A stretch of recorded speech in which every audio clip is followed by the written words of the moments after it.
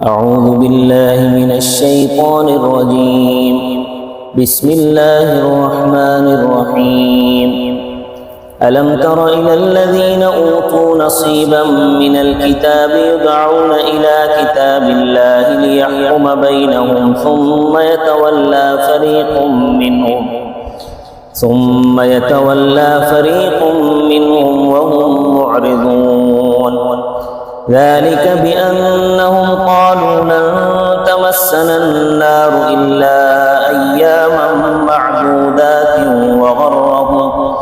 وغرهم في دينهم ما كانوا يفترون فكيف إذا جمعناهم ليوم لا ريب فيه ووفيت كل نفس ما كسبت وهم لا يظلمون صدق اللہ العظیم۔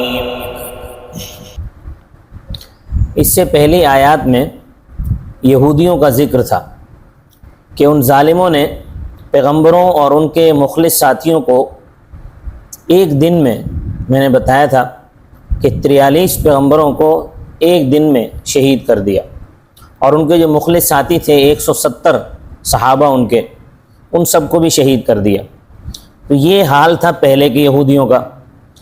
اور اب آپ صلی اللہ علیہ وسلم کے زمانے میں جو یہودی تھے ان کا ایک واقعہ ذکر کر کے سمجھایا جا رہا ہے کہ جس طرح پہلے یہودی اللہ تعالیٰ کے احکامات کو ٹالتے تھے، اپنی مرضی کرتے تھے، پچھلوں کا بھی وہی حال ہے اور جو اب کے ہیں ان کا بھی یہی حال ہے۔ واقعہ یہ ہے کہ خیبر میں ایک اونچے خاندان کے مرد اور ایک اونچی خاندان کی عورت نے آپس میں زنا کر لیا، اور یہ دونوں شادی شدہ تھے۔ اب جو یہودیوں کے جو بڑے تھے انہوں نے اس معاملے کو دبانے کی کوشش کی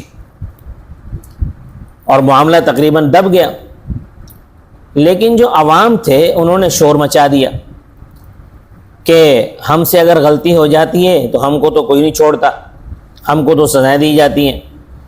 اب جب وڈیروں نے یہ کام کیا ہے تو اس پر پردہ ڈال دیا گیا ہے۔ تو عوام نے اس بات کو اتنا اچھالا کہ وڈیرے مشورہ کرنے پر مجبور ہو گئے۔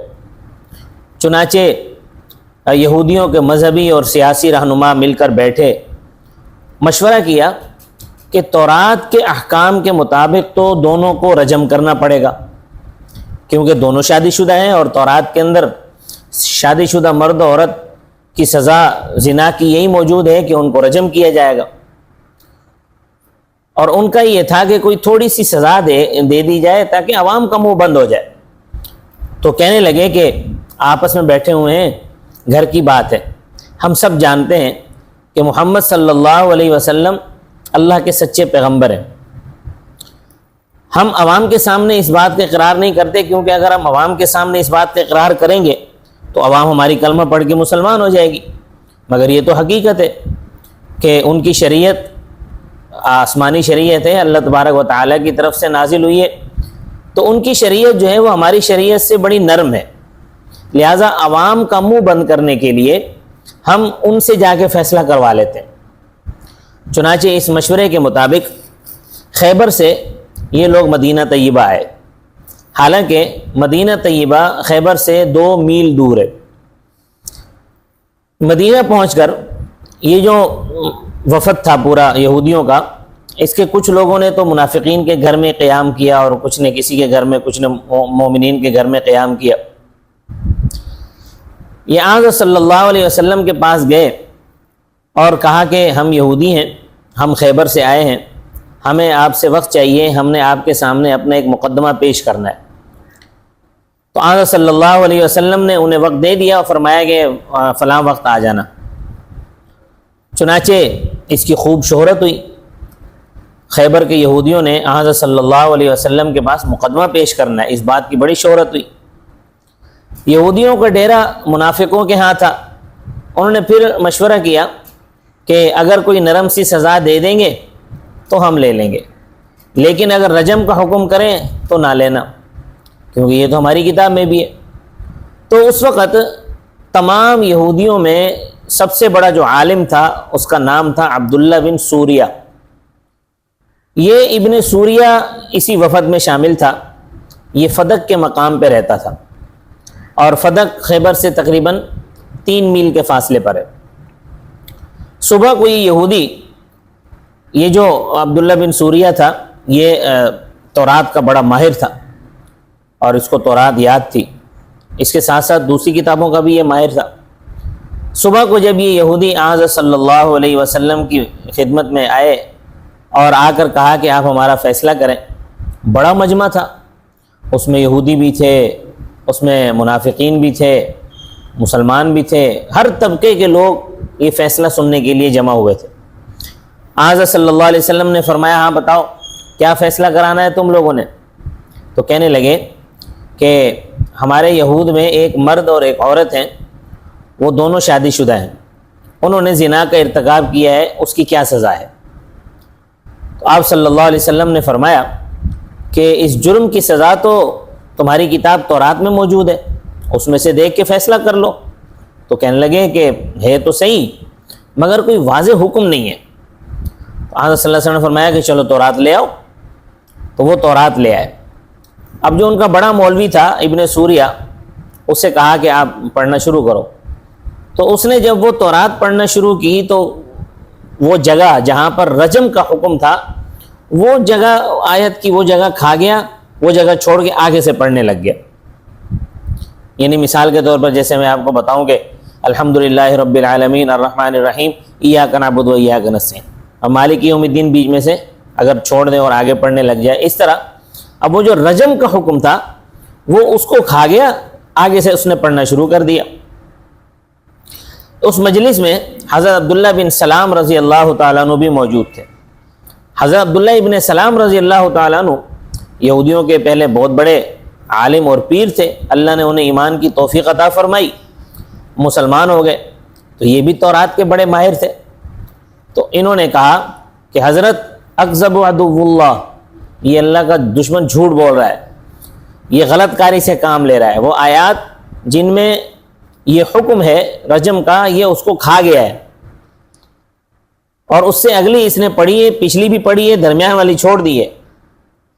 پھر حضرت عبداللہ ابن سلام نے تورات اس سے لے لی. تورات لے کر خود انہوں نے پڑھنا شروع کیا. تو جب وہ پڑھا تو اس میں بھی زنا کی سزا رجم ہی تھی. حضرت صلی اللہ علیہ وسلم نے فرمایا کہ تم نے میرے سامنے مقدمہ پیش کیا ہے اور اس جرم کی سزا تورات میں بھی رجم ہے اور میری شریعت میں بھی رجم ہے. تو جب وہ فیصلہ لے کر آئے تھے تو حضرت صلی اللہ علیہ وسلم نے ان سے کہا تھا کہ اپنی کتاب تورات کے مطابق فیصلہ کر لو، لیکن وہ نہ مانے. تو بالآخر آپ صلی اللہ علیہ وسلم نے ان کے رجم کا فیصلہ فرما دیا اور مدینہ طیبہ میں ہی ان کو رجم کیا گیا. تو آپ صلی اللہ علیہ وسلم نے جب یہودیوں سے کہا تھا کہ اپنی کتاب تورات کے مطابق فیصلہ کر لو، تو انہوں نے اس وقت کہا تھا کہ اس کو چھوڑو، تم اپنی شریعت کا فیصلہ بتاؤ. تو اس کا ذکر ان آیات میں فرمایا الم تر الی الذین اوتوا نصیبا من الکتاب، کیا دیکھا تو نے ان لوگوں کی طرف جن کو دیا گیا حصہ کتاب سے، یدعون الی کتاب اللہ، ان کو بلایا جاتا ہے اللہ تعالیٰ کی کتاب کی طرف. اللہ تعالیٰ کی کتاب تورات بھی ہے، ان کو تورات کی طرف بلایا جاتا ہے کہ بھئی تورات سے دیکھ لو، اس پر فیصلہ کر لو. لیحکم بینہم، تاکہ وہ کتاب فیصلہ کر دے ان کے درمیان. ثم یتولی فریق منہم، پھر منہ پھیرتا ہے ان میں سے ایک فریق، وہم معرضون، اور وہ ہیں اعراض کرنے والے. اب حالانکہ تورات ان کی ایک مرکزی کتاب تھی مگر انہوں نے اس سے گریز کیا کیونکہ اس میں رجم کا حکم تھا، لیکن رجم سے پھر بھی بچ نہ سکے. اب جب یہ واپس آئے خیبر میں، یہاں سے فیصلہ کروا کے اور سزا ان کو ہو گئی، وہ مر گئے.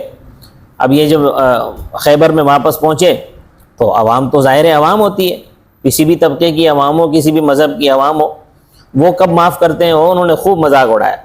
وہ کہنے لگے کہ کیا ضرورت تھی مدینے جانے کی، یہیں فیصلہ کر لیتے، اپنی کتاب کے مطابق کر لیتے. وہاں تم دوڑ کر گئے، تم نے سوچا کہ ہماری بچت ہو جائے گی، تو فائدہ تو کچھ بھی نہ ہوا.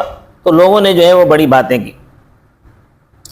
تو وڈیرے کہنے لگے کہ کوئی بات نہیں، ہم اگر گناہ بھی کریں تو ہمیں 7 دن جہنم میں رہنا پڑے گا. اور 7 دن انہوں نے اس طرح نکالے کہ یہ جو کائنات ہے، دنیا ہے، اس کی کل عمر 7000 سال ہے، تو ہر 1000 سال کا ایک دن انہوں نے لیا کہ ہم 1000 سال کے بدلے میں ایک دن ہم جہنم میں جلیں گے، اور کہنے لگے کہ اگر زیادہ بھی ہم جلے جہنم میں تو 40 دن جلیں گے، 40 دن سے زیادہ تو ہم جہنم میں نہیں رہیں گے۔ 40 دن اس وجہ سے انہوں نے لیے کہ ہمارے جو بڑے تھے انہوں نے 40 دن تک بچڑے کی پوجا کی تھی، تو اس وجہ سے بنی اسرائیل کو 40 دن جہنم میں جلنا پڑے گا، یعنی گناہ انہوں نے کیا تھا، ان کو بھی جلنا پڑے گا۔ یہ تو عجیب بات ہے، حالانکہ اللہ کے ہاں ایسا کوئی قانون نہیں ہے کہ کرے کوئی اور بھگتے کوئی، جو گناہ کرے گا سزا بھی اسی کو ملے گی۔ اور اس کے برعکس عیسائیوں نے بھی ایک عجب عقیدہ گھڑ لیا ہے، ان کا عقیدہ یہ ہے کہ حضرت عیسیٰ علیہ السلام ہمارے منجی تھے، انہوں نے ہمارے لیے سولی پر چڑھ کر اپنی جان دے دی، اور اب ہم اگر کوئی گناہ بھی کرتے رہیں تو ہمیں ان گناہوں سے کوئی فرق نہیں پڑتا، عیسیٰ علیہ السلام نے ہمارا کفارہ ادا کر دیا۔ تو بھائی یہ عجیب بات ہے کہ گناہ کرو تم 2000 سال کے بعد، اور 2000 سال پہلے عیسیٰ علیہ السلام جو ہے وہ تمہارے لیے سولی پہ لٹک جائیں، یہ کیسا قانون ہے؟ یہ کیا مسئلہ ہوا؟ تو اللہ تعالیٰ نے تو قرآن پاک میں اس گندے عقیدے کی تردید فرمائی ہے۔ ارشاد باری تعالیٰ ہے لا تزر وازرۃ وزر اخری، کہ کوئی کسی کا بوجھ نہیں اٹھائے گا، ہر ایک نے اپنے کیا کا بھرنا ہے۔ تو اللہ تعالیٰ فرماتے ہیں کہ یہ لوگ میرے احکامات سے اس واسطے اعراض کرتے ہیں بِأَنَّهُمْ قَالُوا، بے شک کہتے ہیں لَن تَمَسَّنَا النَّارُ إِلَّا أَيَّامًا مَعْدُودَاتٍ، ہرگز نہیں چھوئے گی ہمیں دوزخ کی آگ مگر چند دن گنے ہوئے، یعنی 7 دن یا بعض کے نزدیک 40 دن۔ اللہ تعالیٰ نے تردید فرمائی ہے، فرمایا وَغَرَّهُمْ فِي دِينِهِمْ مَا كَانُوا يَفْتَرُونَ، اور ان کو دھوکے میں ڈالا ان کے دین کے بارے میں اس چیز نے جو افطرا باندھتے تھے۔ اب یہ 40 دن والا بھی افطرا ہے اور 7 دن والا بھی افطرا ہے، حقیقت کا اس کے ساتھ کوئی تعلق نہیں ہے۔ فَكَيْفَ إِذَا جَمَعْنَاهُمْ لِيَوْمٍ لَا رَيْبَ فِيهِ، پس کیسے ہوگا جب ہم ان کو اکٹھا کریں گے اس دن میں جس میں کوئی شک نہیں، یعنی قیامت کا دن، اور قیامت کے قائم ہونے میں کسی کو کوئی شک نہیں ہے۔ وَوُفِّيَتْ كُلُّ نَفْسٍ مَا كَسَبَتْ، اور پورا دیا جائے گا ہر نفس کو جو اس نے کمایا، نیکی یا بدی جو بھی اس نے کمایا ہے اس کا پورا بدلہ دیا جائے گا، ذرہ برابر بھی کسی کے ساتھ زیادتی نہیں کی جائے گی، ذرہ برابر بھی کسی کی نیکی میں کمی نہیں کی جائے گی۔ وَهُمْ لَا يُظْلَمُونَ، اور ان پر ظلم نہیں کیا جائے گا۔ یہ بات یاد رکھنا کہ قیامت تو آنی ہے، لیکن ہر انسان کے لیے اس کی موت اس کے لیے قیامت ہے، کہ جب آدمی پر موت آ گئی تو سمجھو اس کی قیامت اس پر قائم ہو چکی ہے۔ یہ جو درمیان والی زندگی ہے اس کو حوالات سمجھو، کہ جو آدمی حوالات کے اندر قید ہوتا ہے وہ سرکاری تحویل میں، اب جب آنکھیں بند ہوتی ہیں تو پھر ساری حقیقت کھل کر سامنے آ جائے گی، دودھ کا دودھ اور پانی کا پانی ہو جائے گا۔ اللہ تبارک و تعالی مجھے اور آپ کو قرآن کریم کے احکامات پر عمل کی توفیق عطا فرمائے۔ وما علینا الا البلاغ المبین۔